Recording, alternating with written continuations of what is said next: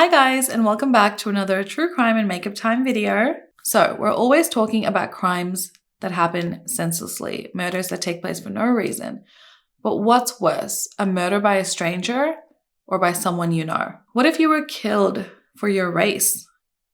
What if your entire family was? So think back to when you were younger and you lived with your family and you spend the day out with your friends and you come home pretty late. And your house is dark and eerily quiet. You open the door and there is blood everywhere. On the wall is a message from the killer. I wanted to pop in and thank today's sponsor, Galaxy Lamps. Have you guys ever dreamt of sleeping under the night sky? This Halloween, dive into the mystic vibes with the Galaxy Projector. The Galaxy Projector isn't just another light. It turns your space into a different world. And guess what, guys? It's on sale right now. It's also a smart lamp. So let's talk about some of its features.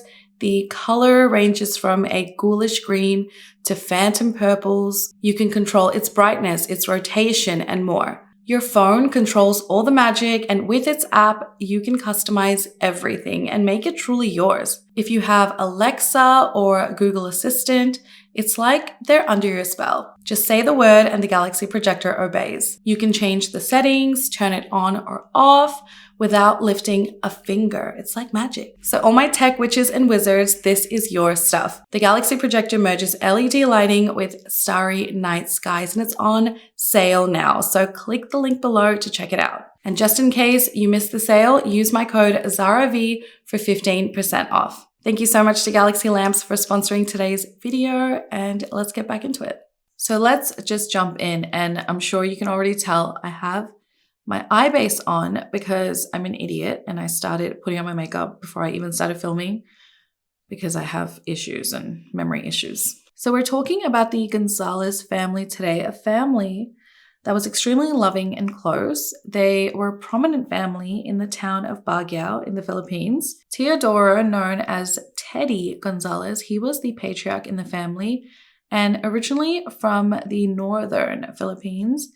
And he came from a poor family. Because of this, he always wanted to be successful, so he really dedicated himself to his studies. In 1978, he married his wife, Mary Loiva, and 2 years later, in 1980, his son Seth was born. And 2 years after that, they had a daughter named Claudine. Teddy worked really hard for his family, and because of this, he was able to build and manage and run his own successful hotel. Not only did he work at this hotel, but his family also lived at this hotel. In July 1990, a massive earthquake hit the town of Baguio in the Philippines. At the time, Teddy was running this hotel, and when the earthquake struck, everyone managed to make it out of the hotel safe, except his 10-year-old son, Seth. As Seth was trying to escape, he got stuck in a stairway when rubble trapped his foot. And Teddy, he makes it outside of the hotel with the rest of his family, and he hears screams coming from inside the hotel, someone yelling, "Papa, Papa." It was his son. Without any hesitation, Teddy ran back to the hotel, squeezed himself through a crack in the building, and managed to pull his son, Seth, to safety.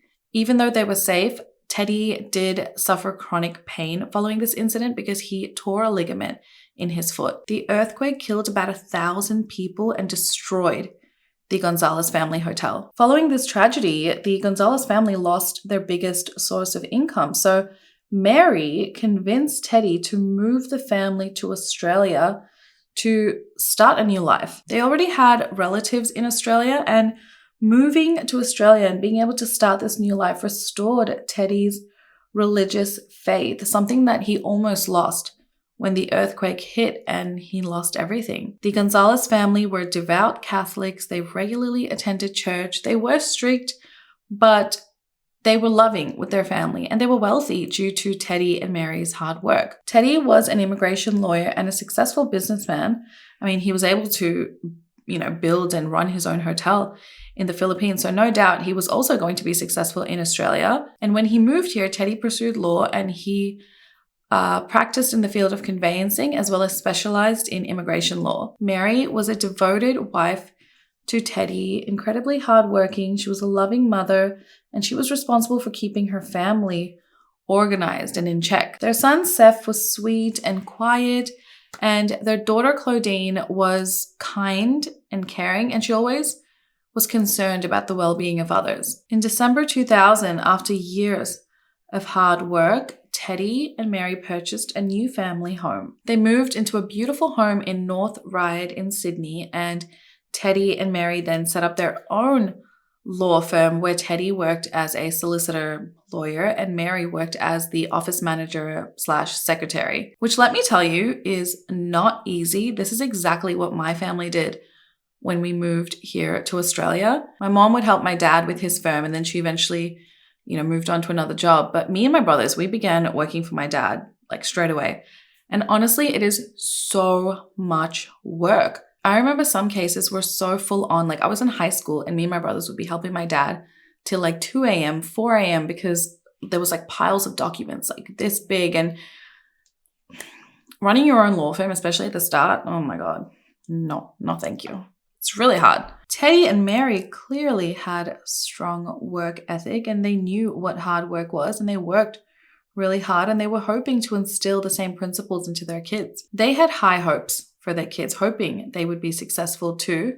When the kids were growing up, Seth worked part-time at the law firm, and his sister Claudine, being a couple years younger than him, she was actually sent to Melbourne to finish high school because she had begun dating this boy that her parents did not approve of, and they didn't approve of him allegedly because he didn't have a steady job and she was also in high school. So they sent her to Melbourne to finish high school there. And Seth really never did that well in school. He always got super average grades, and his parents weren't happy, about this, but they did push him to do better. If you haven't seen the Jennifer Pan case that I did probably a couple years ago now, we've talked about tiger parenting and tiger parents in that video, but this case is pretty similar. They were tiger parents. And if you don't know what a tiger parent is, it's basically parents who are highly invested in ensuring their children are successful. They're usually quite controlling about every move their children make. These kids not only have to be high achieving in academics, but also in like sports and music. Most people would say it's Asia that has all the, tiger parents, but it also extends to Latin America, Africa, and Eastern Europe. In 2001, they were living in that new house in Collins Street, North Ryde, and it was a nice, really comfortable middle-class suburb. Teddy was 46 years old at the time, and he had this well-established law firm that Mary and him had worked so hard for, and they wanted their kids to be the same and be as successful as them. This was important now as their kids were coming into adulthood. Seth was 20 and Claudine was nearly 18. However, as some of you can imagine, if you've grown up with parents like this, it's not easy growing up with parents who have such high expectations of you, especially if you aren't even interested in the life that they have planned for you. Given that Seth was the oldest, his parents wanted him to pursue career fields that most tiger parents kind of want you to pursue, a doctor or a lawyer. But Seth was more interested in singing and dancing. And if you know any Filipinos, they can all sing and they can all dance. I was discussing this case with some of my Filipino friends, and they were like, this is so rare for Filipino parents to not at least be interested or happy that their kids are in the entertainment side of things. So clearly, Seth's parents were just a little bit stricter than usual. But despite being strict, they gave their kids a really good life. They were definitely privileged. They lived in a beautiful home, safe suburb. They went to good schools, and Seth had the privilege of getting a car once he got his permit. And he was freely allowed to use this car, so there were some perks. Seth, of course, followed his parents' wishes, and he enrolled in and studied medical science at the University of New South Wales. But after 2 years, he withdrew because it just wasn't for him. He then enrolled in an arts/law course at the University of Macquarie. And his parents were happy about this because they were like, okay, fine, he can follow in his father's footsteps. He can take over the family business, and hopefully his sister does the same, and they can all just be one big happy family business. On 10th July 2001, it was a Tuesday, and it started off like any other day. Teddy and Mary both went to work at the firm in the morning, and they both took separate cars as they usually did. Claudine was also in Sydney at the time, as it was school holidays, and she was due to return back to Melbourne for the next semester in a couple days. Claudine spent the day just at home studying, and Seth went to uni that morning. After Seth went to uni, he popped into the family law firm because they needed some help with some computer issues. So he went to the law firm to help his parents with his computer issues. And then later on, Seth had his own plans to go out with his friend because it was his friend's birthday. His friend's name was Sam, and he planned to take Sam out to dinner to celebrate. So at around 8 p.m., he gets to Sam's house. They drive into the city.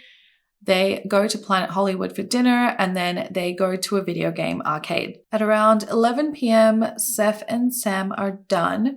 So Seth drives Sam home, and then he makes his way home. It was close to midnight when Seth arrived home, and although it was a work night, he just found the house to be extremely quiet. As he walked into the house, he sees blood everywhere, and he sees his parents' dead bodies in the living room. He didn't know where his sister was. On the white walls of this religious family's home, spray painted blue in huge writing, was the phrase, "Fuck off Asians, KKK." For all Seth knew, the killers were still in the house. At 11:48 p.m., Seth calls 000. He is frantic. He's telling the operator, someone shot my parents and I can't find my sister. And he's yelling. He's so upset, and he says there's blood everywhere. Seth then runs to the neighbor's house, John, and he's yelling at him that his parents had been shot. He was banging on the door, screaming and crying for help. Another neighbor, Shane Hanley, heard the commotion, and he comes outside to see what's going on. They find Seth out of breath. He's screaming and frantic, stating that his family had been shot. He tells the neighbors that the killers had fled the scene. He had initially seen a couple of men, and he ran after them, but he quickly lost sight of them. Shane was trying to console Seth, but then suddenly Seth was like, oh my God, CPR. And then he runs back into the house to perform CPR on his parents. Seth was desperate, but Shane had joined him back at the house at this point, and Shane took one look and he knew it was too late. John had called the police too at this point, and together with Shane, they lead Seth out of the house. Without knowing how many victims they were going to find, what really happened, if the killers were still even there, the police and the paramedics entered the house super cautiously. When they took a closer look, none of the victims had been shot like Seth initially thought. In the entrance hall, his father, Teddy, lay there in a pool of his own blood, and he had suffered from multiple stab wounds. In the living room was his mother, and her throat had been cut. The police then make it upstairs, and when they do, they found Seth's sister, Claudine. She was still in her bedroom, covered in blood, and there was blood spatter all over the wall next to her. When they first found her, her face had been covered with a red nightgown. The next day, Seth goes to the police station to tell the police exactly what happened when he came home that night. He said he went to uni, and then he went to the law firm to help his parents with that computer issue. And at this point, his mom had already gone home. So after that, he goes home, but he tried to call his mom at home, but she wasn't picking up the phone. So when Seth got home in his car, it was raining at the time. So he was kind of wasting time in his car a little bit, waiting for the rain to stop before he went inside home. But as he was waiting in the car, he was like, oh, I'm just going to go to my friend's house, because his friend had recently bought a new home and it was about 30 minutes away. So he drives to this friend's area. And he's driving around the area and he can't find the address because he didn't have it with him. And then he also didn't have this friend's number with him to give him a call and be like, hey, where's your address? So then he looks at the time and he's like, oh, I have to go get Sam anyway. So he drives to Sam's house where he picks him up at around 8 p.m. At this point, there were no concrete clues and evidence was already beginning to contradict itself. So police already knew this was going to be a difficult case to solve. In the days following the murder, Seth was convinced that this was a targeted attack. So he went to the media asking the killers to come forward or anyone with any information, and he would offer them a reward of $100,000. Seth made a statement. He said, 3 corners of my world are now gone. The best way I could possibly describe my father is that he was a hero and my role model. My mother was the heart of the family. She was the heart of her friends and anyone who knew her. My sister was the life in the family. She was an expert in smiling and made us all believe that life should be taken lightly. He went on to say that when it was time for him to settle down and have a family of his own, he was going to name his son after his father. On 20th July 2001, the family was laid to rest at their joint funeral. At the funeral, Seth talked about his family and he even performed an a cappella rendition of the song One Sweet Day by Mariah Carey and Boyz II Men. And friends and family that had flown down from the Philippines to lay this family to rest were so emotional. Everyone was so sad that this family was just destroyed.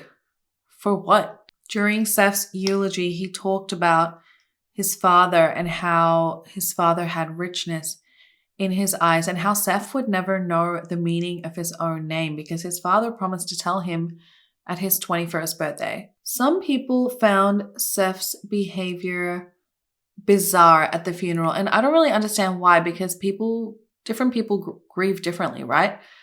And his rendition of One Sweet Day was not very good, but do we expect it to be? His entire family was killed. Sorry, I never told you all I wanted to say, and I know eventually we'll be together one sweet day. The police quickly launched an investigation into the case because they believed it was possibly a hate crime because of that message that was left on the wall. But investigators did determine that it was kind of inconsistent with other similar cases they had seen. A robbery gone wrong was also suspected, but nothing of value was missing. There were no signs of forced entry in the house, and Seth thought he saw someone, right? And most robbers don't hang around that long, especially because it was determined that the killings took place within a 3-hour period. As the investigation went on, it was determined that the murder weapon actually came from inside the family home. They had a knife block in the kitchen and 2 knives were missing from that knife block, and police actually went and found that exact same knife block. They found the 2 missing knives and they compared it to the wounds on the family's bodies and they matched. The media also went wild with this case because they just couldn't believe this type of a crime could be committed in this type of neighborhood. Rumors began circulating about this intensely violent hate crime that the writings on the wall literally told them to F off due to their race. Seth had also told the police when he was questioned that a few days earlier they were driving, the whole family was driving together, and another car pulled up next to them and yelled at them and said, "Bloody Asians." So Seth really felt like his family was being targeted because of their race. Another theory was that Teddy, he was a lawyer, right? So he most likely had some enemies, and he actually came into Australia as a refugee, but in the past, he had helped other Filipino refugees lie on court documents, and he actually went to court for this and he was cleared of these charges. But there were a bunch of other incidents that took place, and for sure, as a lawyer, you you face issues, you have clients who are angry with the outcomes of their cases, or, you know, your clients' partners or something like that. And he had failed deals in the Philippines. And Seth also told police that Teddy had received a bunch of threats in the past, which, to be honest, is common as a lawyer. But whether someone would actually kill Teddy and his entire family because of a deal gone wrong seemed excessive to the police. So a year passes by and nothing happens. No new leads, new evidence, nothing. But then police decide to take a closer look at Seth, and they had been suspicious of Seth from the very beginning, and this was due to a number of things. First, Seth didn't seem genuinely emotional about his family's death. Police, along with the neighbors, noticed that at the crime scene, Seth was bawling, but there were no actual tears coming out. When talking about the murders, he was very clear in what he was saying. He was very factual about the timeline of events. It's like he was making sure what he was saying was coming out correctly. He showed no signs of distress and never described how he was feeling to the authorities. In a soft voice, he just described what he saw at the crime scene and how he found the bodies, and he was strangely calm in all of this. Then he told police that he performed CPR on his parents when he ran back in from the neighbors. Remember, he said CPR, and he performed CPR on his parents, but there was barely any blood on him. There was some on the soles of his shoes and also a little bit on his pants, but nothing else. If he had performed CPR on his parents, given the amount of blood that was there, he would have been soaked. Then, just 3 days after his entire family was killed, Seth goes to the family accountant and asks about the size of his inheritance. Police found out he went to a Lexus dealership and he put a down payment on a $173,000 car, and he tells the dealership that he's going to come back and pay the rest with his inheritance. He also pawned his mom's jewelry. Then he moved into a fancy new apartment and he put out an ad to sell his parents' cars without even asking his grandparents for permission. Then he harassed his family in the Philippines to send him money. And from what I gather, I believe his grandparents were in the Philippines. So they were handling maybe the finances. I don't know, because he was still young. I mean, he was 20, but he was still young. And in order to get money from them, he told them that he had been diagnosed with a brain tumor. He tells them, I need, to have surgery immediately, and you need to give me $190,000. And that I don't understand, because his family, they had money, but unless they sold the house and stuff, where was Seth thinking this money is coming from? Maybe it was the life insurance. Seth was driving his mom's sports car all around the city, and he had also souped it up. He put on new tires, skirts, and added all those racing accessories to make it a full-on racing car. To the police, a young man who had brutally lost his entire family, this was strange to them, and it led them to believe that their killer was right in front of them the entire time. Because of this, the family's multi-million-dollar estate was frozen, meaning that Seth could not touch a cent of it. He was also unable to claim victims' compensation. I read online that sources say he was due to inherit $10 million, but then I also read that it was the Sydney home, which was $1.5 million. Then it was another home in the Philippines, which was $1.3 million, which makes that $3 million totally. But then take into account their savings, possibly life insurance, it could be $10 million, especially if, his father was a lawyer, maybe. But I would think it's at least, totally $3 million. When Seth was questioned, he denied any involvement in the murder of his family. He stuck to his original story, but the timings were off. At around 6 p.m., he stated he had returned home and he was sitting in his own car in the carport waiting for the rain to stop. But at that exact same time, his mother's sister, so his aunt Emily, dropped by the house with her son, and they came up to the front door and they knocked, but no one answered. And she remembers seeing Seth's car in the driveway, but nobody was inside his car. And she remembers this because Seth had a very distinct car. He had like a green car with Seth on the number plate. But what she does remember is that when she went up and knocked on the door, they had like these glass panels on either side. So when she looked through this glass panel, she thought she saw a figure standing there with like a jacket and a hat. And she was like, oh, someone's there. And then her son was like, no, Mom, that's the coat rack. Like it's a coat rack with a coat on it and a hat. And it's not a person. And she decided to go around the side to look anyway.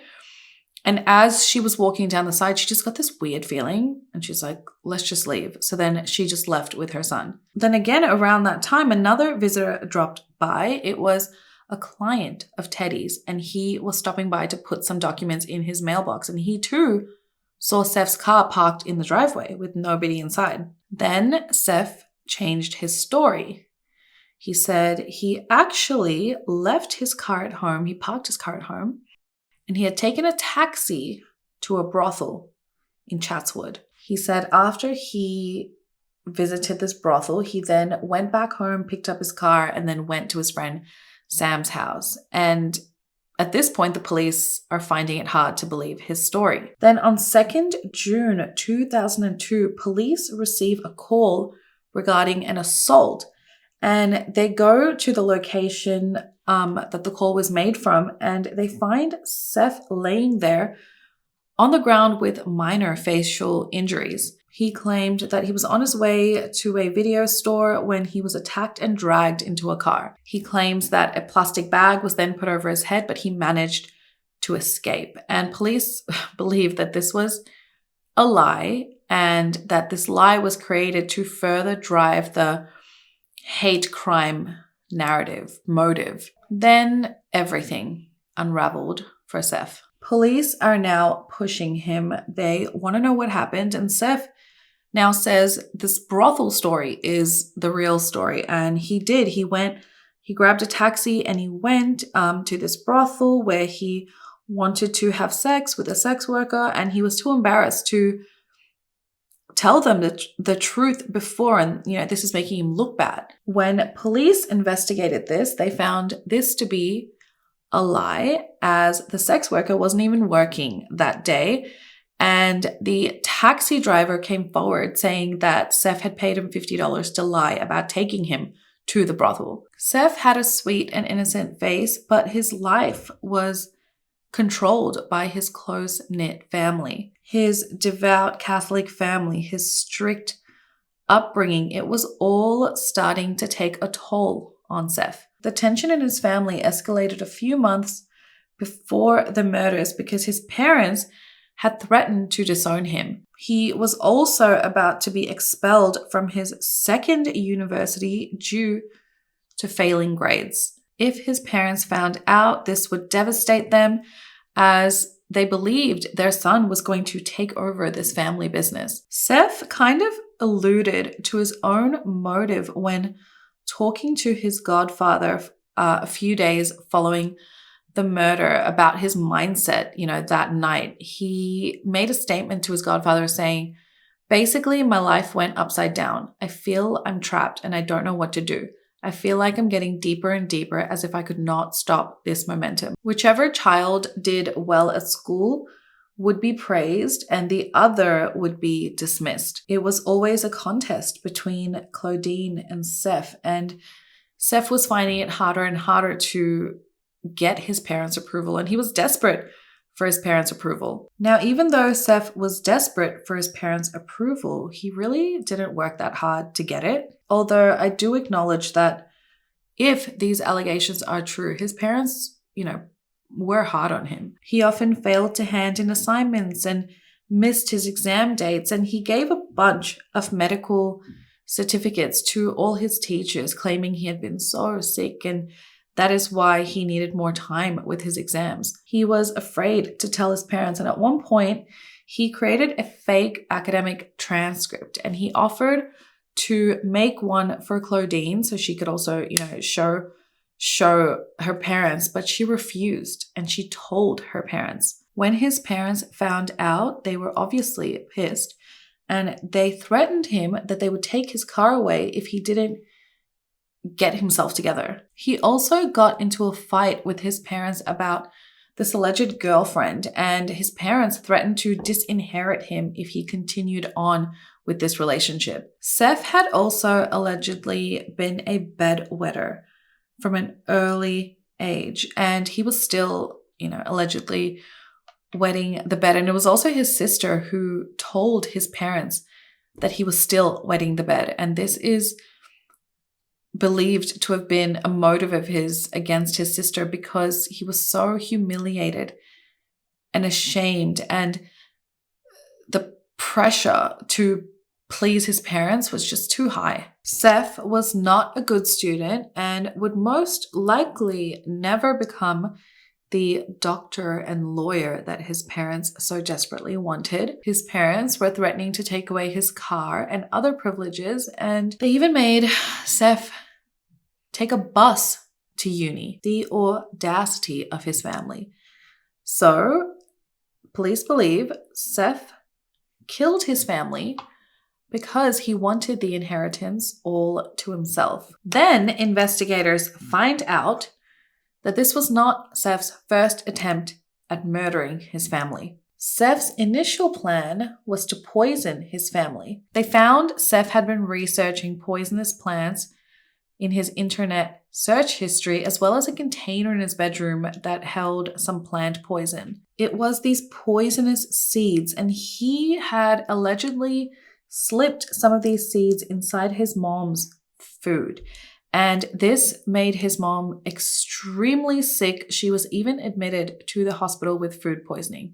However, she was released the next day. Many describe Seth as a narcissist and a compulsive liar, that he did not mind stretching the truth to impress other people. He was known to live in an imaginary world where he was a businessman, a model, a singer, and famous and adored by everyone. He even went as far to tell all his friends that he was diagnosed with cancer. There was a fan page dedicated to Seth. I don't know what for, but later on it was found out that he created this fan page himself and dedicated it to himself. He told a sex worker that he was so good in bed that she was going to enjoy it so much that he didn't need to pay her for it. He even told some friends that his rendition of One Sweet Day that he sang at his parents' funeral was so good that after this, music execs came up to him and offered him a record deal. One sweet day. Now you really know this kid's got issues. So what really happened that day? On 13th June 2002, Seth was arrested and charged with 3 counts of murder and 1 count of product contamination. Police believe that on 10th July 2001, Seth left his parents' law firm enraged after having a meeting with his parents regarding his grades. He drives home pissed.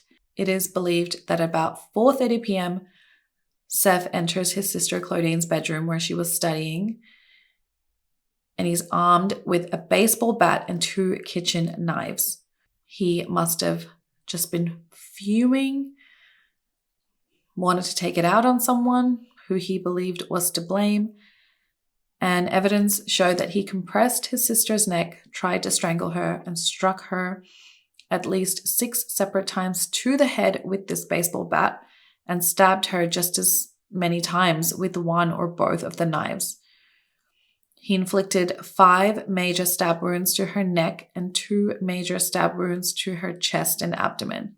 The cause of Claudine's death was the combined effect of the compression of her neck, the blunt force head injuries, and the abdominal stab wounds. He then took her red nightgown and threw it over her face to hide the brutality of her attack and the injuries. Mary, his mother, is then believed to have arrived home at about 5:30 p.m. And Seth is believed to have attacked her as soon as she entered the front door. He attacked her with one of the kitchen knives in the living dining room area, and he inflicted multiple stab wounds and cuts to her face, neck, chest, and abdomen, and her windpipe was completely cut in the attack. His own mom. Ugh.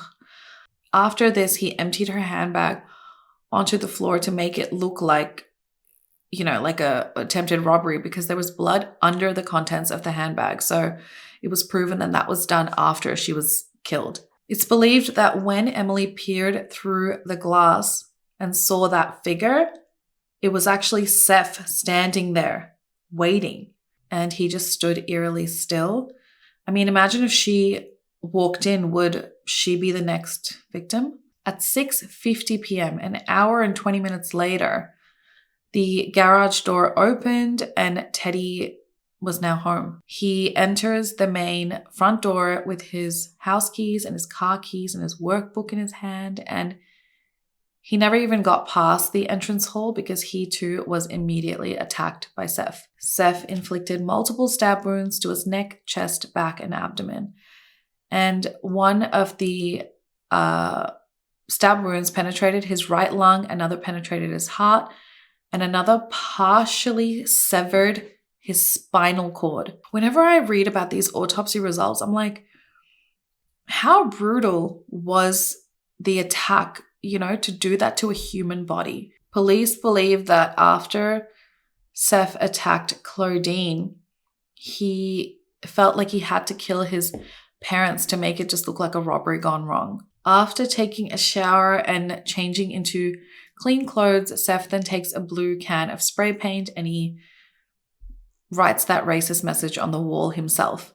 To simulate an intrusion, that an intruder actually broke into the house, he goes to the kitchen and he pulls off the fly screen, the mesh netting, and leaves it on the ground next to it. And then he takes his dirty clothes, his bloody clothes, his bloody shoes, the spray paint can, and puts it in a garbage bag, and then he drives off in his car and he disposes of it. Now, was there actually any evidence pointing to Seth? I mean, we know he had motive, but was there any evidence? Well, yeah, a lot, because the dummy allegedly spray painted this racist message on the wall after he took, his shower and changed his clothes. So on his sleeve, there was actually a bit of blue spray paint found on it. And this paint matched the same paint on the walls. Also, at the scene of the crime, they found bloody shoe prints, but these bloody shoe prints didn't belong to anyone in the home. They didn't match anyone. But then they found an empty shoebox inside Seth's closet. These shoes would have matched the bloody shoe print, but the actual shoes were missing. So when they asked Seth, what happened to these shoes? These shoes right here, where are they?